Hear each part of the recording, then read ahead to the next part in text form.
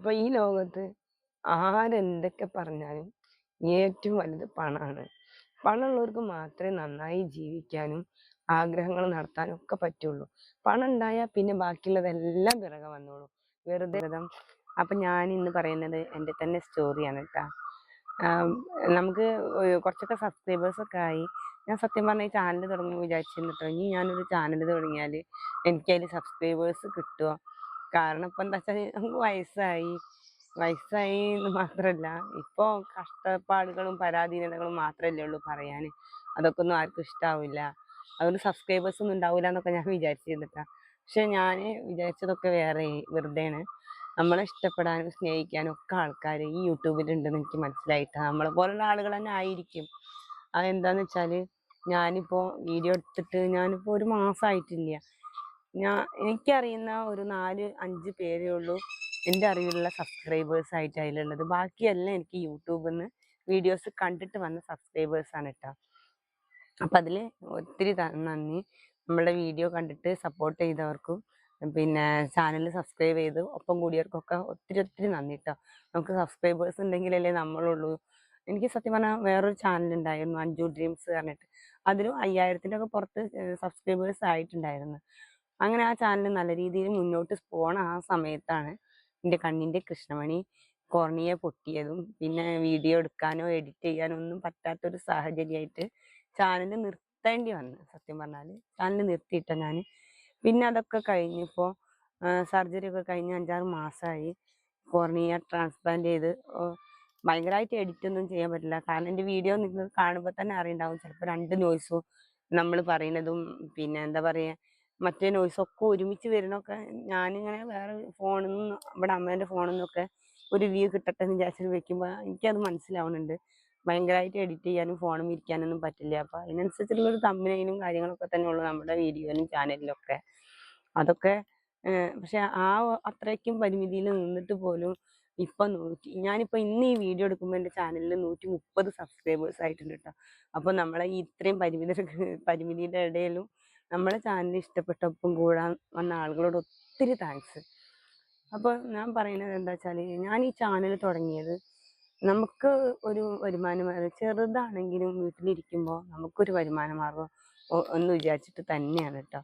എന്താണെന്ന് വെച്ചാൽ ഇതുവരെ ഹസ്ബൻഡിൻ്റെ ചിലവിലായിരുന്നു കഴിഞ്ഞിരുന്നത്. കല്യാണം കഴിഞ്ഞിട്ട് ഇത്രയും ഒരു 10-15 കൊല്ലത്തോളമായിട്ട് ഹസ്ബൻഡിൻ്റെ ചിലവിൽ തന്നെയാണ് ഞാൻ കഴിഞ്ഞിരുന്നത് കേട്ടോ. അപ്പോൾ കല്യാണം കഴിഞ്ഞ ആ സമയം മുതലേ എനിക്ക് ആ വീട്ടിൽ നന്നായിട്ട് പോരും അമ്മായിയമ്മയുടെയും അമ്മായിയച്ഛൻ്റെ ഒക്കെ വക നല്ല പോരും ഒക്കെ ബുദ്ധിമുട്ടൊക്കെ ഉണ്ടായിരുന്നു. ഹസ്ബൻഡ് അവരുടെ സൈഡിലാണ് നിൽക്കുക. എന്നാൽ പോലും നമ്മളുടെ കാര്യങ്ങൾ ചിലവുകളും കാര്യങ്ങളൊക്കെ കഴിയുന്നുണ്ടായിരുന്നു. ഒരു മോളുണ്ട്, ആദ്യം ഒരു മോളുണ്ടായി. അപ്പോൾ നമ്മളെ നോക്കുന്ന ഒരാളാണല്ലോ, വേറെ ദുശ്ശീലങ്ങളൊന്നും ഇല്ലാത്തതുകൊണ്ട് തന്നെ നമ്മളെ നോക്കുന്ന ഒരാളാണല്ലോ എന്നും ഇവരുണ്ടാവും കൂടെ എന്ന് വിചാരിച്ചിട്ടാണ് ഞാൻ അവിടെ നിന്നിരുന്നത് കേട്ടോ. പിന്നെ കാര്യമായിട്ടൊന്നും ശ്രമിക്കാനും ജോലിക്ക് പോകാനൊന്നും പറ്റില്ല. ഒന്ന് വീട്ടിൽ നിൽക്കാൻ വരുമ്പോൾ തന്നെ ഒരു 10 മാസം കൂടുമ്പോഴൊക്കെയാണ് ഞാൻ എൻ്റെ വീട്ടിലൊരു 4 ദിവസം നിൽക്കാൻ വരിക കേട്ടോ. അന്ന് അങ്ങനെ നിൽക്കാൻ വരുമ്പോൾ പോലും അവർ തിരക്കൂടുമായിരുന്നു കേട്ടോ. എനിക്കൊന്നും 16 ഇവിടെ പണിയെടുക്കാൻ കൊണ്ടുവന്നതാണ് ഇങ്ങോട്ട് എന്നൊക്കെ പറഞ്ഞു. ഒരു പണിയെടുക്കാൻ ഒരാൾ അത് മാത്രമായിരുന്നു ഞാൻ ആ വീട്ടിൽ. അങ്ങനെയാണ് അവർ കരുതിയിരുന്നത് കേട്ടോ. ഇവരൊക്കെ എന്നോട് അന്നൊന്നും ഞാൻ സത്യം പറഞ്ഞാൽ ഇങ്ങനെ തന്നെയാവും എല്ലാവരുടെ ജീവിതം എന്നുള്ള ആ ഒരു ഇതിൽ അവിടെ തന്നെ നിന്ന്. അന്ന് ഞാൻ കല്യാണം എൻ്റെ കല്യാണം ഉറപ്പിച്ച് ഒരാഴ്ച വരെ അച്ഛൻ പണിക്ക് പോയിട്ടുള്ളൂ. അത് കഴിഞ്ഞതിന് ശേഷം പിന്നെ അച്ഛന് തേങ്ങയിടലായിരുന്നു പണി. അലർജിയുടെ പ്രശ്നങ്ങളും ശ്വാസം മുട്ടൊക്കെ കാരണം പണിക്ക് പോവൽ നിർത്തേണ്ടി വന്നിട്ടോ. മെയിനായിട്ട് വലിയ വരുമാനമൊന്നുമില്ല. പിന്നെ എന്താ പറയുക, അപ്പോൾ പിന്നെ ഞങ്ങൾക്ക് പശുവും കാര്യങ്ങളും അങ്ങനെയുള്ള ചെറിയ രീതിയിലുള്ള വരുമാനമൊക്കെ ഉള്ള ഒരു സാധാരണ കുടുംബം. നിങ്ങൾക്ക് ഇപ്പോൾ ഇതൊക്കെ കാണുന്നില്ലേ എൻ്റെ വീഡിയോയിൽ അതന്നെയായിരുന്നു. ഇത്ര പോലും സൗകര്യങ്ങളൊന്നും ഉള്ള വീടൊന്നും ആയിരുന്നില്ല നമ്മളെ വീട്. അപ്പോൾ അവിടെ നിൽക്കാൻ പറ്റാത്ത ഒരവസ്ഥയാണെങ്കിൽ പോലും ഇവിടെ വന്ന് നിൽക്കാനുള്ളൊരു സാഹചര്യം ഉണ്ടായിരുന്നില്ല. അവരുടെ കല്യാണം കഴിയാതെ നമ്മൾ വന്ന് നിന്നിട്ടുണ്ടെങ്കിൽ പണ്ടൊക്കെ നാട്ടുകാരെ പേടിക്കുന്ന ഒരു കാലമാണ്. അപ്പോൾ അതായത് എന്താ വെച്ചാൽ നാട്ടുകാരെന്ത് പറയും, ഞാനിവിടെ വന്ന് നിന്നിട്ടുണ്ടെങ്കിൽ അവർക്ക് കല്യാണം വരുമ്പോൾ അതൊരു വിഷയമാവൂലേ, അങ്ങനെയൊക്കെയാണ് ഞാൻ ചിന്തിച്ചിരുന്നത് കേട്ടോ. അപ്പോൾ സത്യം പറഞ്ഞാൽ അനിയത്തിമാരും കൂടി ചോദിക്കുകയാണ് ഇത്ര ബുദ്ധിമുട്ടുണ്ടെങ്കിൽ എന്തിനാണ് അവിടെ നിന്നത്, അത് പോരായിരുന്നില്ലേന്ന് അവരും കൂടി എന്നോട് ചോദിക്കലുണ്ട്. പിന്നെ അത് കഴിഞ്ഞ് മക്കൾ 3 പേരും ഒരുമിച്ചുണ്ടായി. ഉണ്ടായപ്പോഴും ഞാൻ പ്രസവത്തിനൊന്നും അവിടെ നിൽക്കൂല. ഇത് പ്രസവം കഴിഞ്ഞിട്ട് 6 മാസം കഴിഞ്ഞാലേ ഈ ഹസ്ബൻഡിന്റെ വീട്ടിലേക്ക് പോകുമായിരുന്നുള്ളൂ. പിന്നെ അവിടെ പോയാൽ പിന്നെ പണിയൊക്കെ നമ്മൾ തന്നെ, ഒരാളൊന്നും തിരിഞ്ഞു നോക്കൂല, ഹെൽപ്പ് ചെയ്യൂല. അതൊക്കെ കഴിഞ്ഞ് മക്കൾക്ക് ഇപ്പോൾ ഒരു 5-6 വയസ്സായതിന് ശേഷമാണ് കണ്ണിന്റെ കൃഷ്ണമണി ഭയങ്കരമായിട്ടുള്ള ഈ അസുഖങ്ങൾ വരാൻ തുടങ്ങിയത് കേട്ടാ. അവര് 1-ാം ക്ലാസ് പഠിക്കുമ്പോഴാണ്, പരിപാടി കണ്ടിരിക്കുമ്പോഴാണ് എൻ്റെ കണ്ണിന്റെ കൃഷ്ണമണി ആദ്യമായിട്ട് പൊട്ടിയത്. പിന്നെ ലെൻസ് ഇട്ട് പിന്നെ അത് പൊട്ടി. ഇപ്പോൾ മൊത്തം പൊട്ടിയിട്ട് കാഴ്ചശക്തി നഷ്ടപ്പെട്ടു. ഇപ്പോൾ കോർണിയ ട്രാൻസ്പ്ലാന്റ് ചെയ്തു. അതിൽ തിമിരം വന്നു. ആ തിമിരം നീക്കി. ചുരുക്കി പറഞ്ഞാൽ ഒരു കണ്ണിന് കാഴ്ചയില്ല. ഇപ്പൊ നമുക്ക് വേറെ ഒരു പണിക്കും പോവാനും വയ്യ, ഒരു വരുമാന മാർഗം ഉണ്ടാക്കാൻ വേറെ ഒന്നിനും പോവാൻ വയ്യാത്തൊരവസ്ഥയായപ്പോ ആ വീട്ടിൽ നിന്ന് പോരേണ്ടി വന്നു. അതിൻ്റെ ഇടയ്ക്ക് എന്താ പറയാ, വാടകയ്ക്ക് പോയിരുന്നു വീട് പണി ആയപ്പോ. അപ്പോൾ 2 കൊല്ലം അങ്ങനെ അങ്ങോട്ട് പോയി. പിന്നെ അതും കഴിഞ്ഞ് മക്കള് എല്ലാരും കൂടി ഞാൻ കൊണ്ടുവന്നിട്ടില്ല, 2 പേരെ ഞാൻ എൻ്റെ ഒപ്പം കൂട്ടി. മക്കളെല്ലാവരും എൻ്റെ ഒപ്പം വരാൻ കരഞ്ഞു, പക്ഷെ എനിക്ക് കൊണ്ടുവരാൻ പറ്റിയില്ല. അവര് നല്ല കരച്ചിലായിരുന്നു. 2 സ്കൂളിൽ കൊണ്ടാക്കിയിട്ട് 2 ഞാൻ എൻ്റെ അച്ഛൻ്റെ ഒപ്പം പോരുക ചെയ്തത്.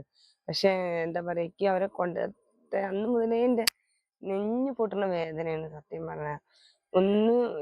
ഒന്നിനും സന്തോഷിക്കാൻ വയ്യ മക്കളെ ആലോചിച്ചിട്ട്. 8 വയസ്സ് വരെ ഞാൻ വളർത്തിയ മക്കളാണ്. കൂടെ കൂട്ടാന് വരുമാനമില്ല. അപ്പൊ ഈ ലോകത്ത് ആരെന്തൊക്കെ പറഞ്ഞാലും ഏറ്റവും വലുത് പണമാണ്. പണമുള്ളവർക്ക് മാത്രമേ നന്നായി ജീവിക്കാനും ആഗ്രഹങ്ങൾ നടത്താനും ഒക്കെ പറ്റുള്ളൂ. പണം ഉണ്ടായാൽ പിന്നെ ബാക്കിയുള്ളതെല്ലാം പിറകെ വന്നോളൂ.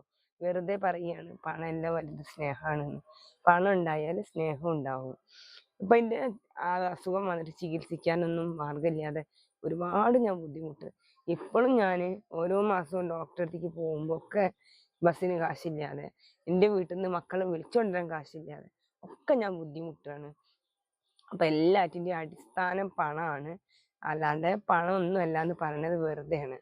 അതുകൊണ്ട് തന്നെ ഞാൻ സത്യം പറഞ്ഞ വിചാരിച്ചു ഇനി ഒരു ചാനൽ തുടങ്ങി ഞാൻ വിജയിക്കുമെന്ന് എനിക്കൊരു ആശങ്ക ഉണ്ടായിരുന്നു. പക്ഷെ ഇപ്പൊ എനിക്ക് പൂർണ്ണമായിട്ടൊരു ബോധ്യമുണ്ട് വിജയിക്കാൻ എനിക്ക് പറ്റും. കാരണം ആകെ ഒരു 10 ആൾ പോലും ഇല്ല എനിക്കറിയുന്നത്. ബാക്കി ഈ 130 ആൾക്കാരും ചാനൽ കണ്ട് ഇഷ്ടമായിട്ട് ഒപ്പം കൂടിയവർ തന്നെയാണ്. അപ്പോൾ എന്താ പറയാ, എൻ്റെ ശ്രീകുട്ടനൊക്കെ ഭയങ്കര ആഗ്രഹമാണ് ഒരു സൈക്കിൾ വാങ്ങാന്നുള്ളത്. കാശില്ലാത്തതുകൊണ്ടാണ് അത് വാങ്ങിക്കൊടുക്കാൻ പറ്റാത്തത്. അപ്പോൾ എല്ലാറ്റിനും ആധാരം പണമാണെന്ന് എനിക്ക് മനസ്സിലായി. അപ്പോൾ ഓന് ആഗ്രഹിച്ച സൈക്കിൾ വാങ്ങിക്കൊടുക്കാൻ പറ്റില്ല. ഞാനിപ്പോ അവിടെ നിൽക്കുമ്പോൾ പണ്ട് 5 ഡ്രീംസ് ഉള്ള കാലത്ത് മക്കളിനോട് പറയും, അമ്മേ മക്കള് പറയായിരുന്നു. അപ്പോഴൊക്കെ എനിക്ക് വയ്യാതായതുകൊണ്ട് ഈ കണ്ണിന്റെ കൃഷ്ണമണി പൊട്ടിയോണ്ടൊക്കെയാണ് എൻ്റെ ചാനൽ നിർത്തേണ്ടി വന്നത്. ഇപ്പൊ അതിൽ വ്യൂസ് ഒന്നും ഇല്ല. 5000-ന്റെ പുറത്ത് സബ്സ്ക്രൈബ് ആയിരുന്നു. മോണിറ്റൈസേഷൻ ആവാനായിരുന്നു. 3500ഓളം മണിക്കൂറായിരുന്നു. ആ ചാനലാണ് എനിക്ക് നിർത്തേണ്ടി വന്നത് കേട്ടോ. ഇപ്പൊ അതിലൊന്നുമില്ല. അങ്ങനെയാണ്. പിന്നെ ഞാൻ ചേച്ചിയുടെ മോളും എൻ്റെ കുട്ടിയൊക്കെ കൂടി സഹായിച്ചിട്ടാണ് ഇപ്പൊ വീഡിയോ എടുക്കുന്നത്. പിന്നെ ഒരു കണ്ണിന് കാഴ്ചയില്ല, ഒരുപാട് നേരം ഫോൺ യൂസ് ചെയ്യാൻ പറ്റില്ല. എന്നാലും എന്നെ സപ്പോർട്ട് ചെയ്തവർക്ക് ഒത്തിരി താങ്ക്സ്. ഇനി സപ്പോർട്ട് ചെയ്യാനിരിക്കുന്നവർക്കും നന്ദി. അപ്പോൾ എല്ലാവരുടെയും അകമഴിഞ്ഞ സപ്പോർട്ട് ഉണ്ടായാൽ മാത്രമേ എനിക്കൊരു മാർഗമുള്ളൂ. സത്യം പറഞ്ഞാൽ ഇതന്നെ ഒരു സ്ഥിര വരുമാനമല്ല, ഇതിനോടൊപ്പം എന്തെങ്കിലും പറ്റുന്ന പണിക്ക് പോകണം. ഞാൻ സത്യം പറഞ്ഞ പോലെ ടെക്സ്റ്റൈൽസിൽ സെയിൽസോ അങ്ങനെ എന്തെങ്കിലും കിട്ടിയാൽ പോകണം എന്നൊക്കെ ഉള്ള ഒരു ഇതിൽ തന്നെയാണ്. പക്ഷെ സൈഡിൽ നിന്നെങ്കിലും ഒരു ചെറിയ വരുമാനം നമുക്ക് ഉണ്ടായാൽ അത് വലിയൊരു ആശ്വാസമായിരിക്കും. അപ്പം എല്ലാവരുടെയും സപ്പോർട്ട് പ്രതീക്ഷിച്ചുകൊണ്ട് കേട്ടോ. താങ്ക്സ്.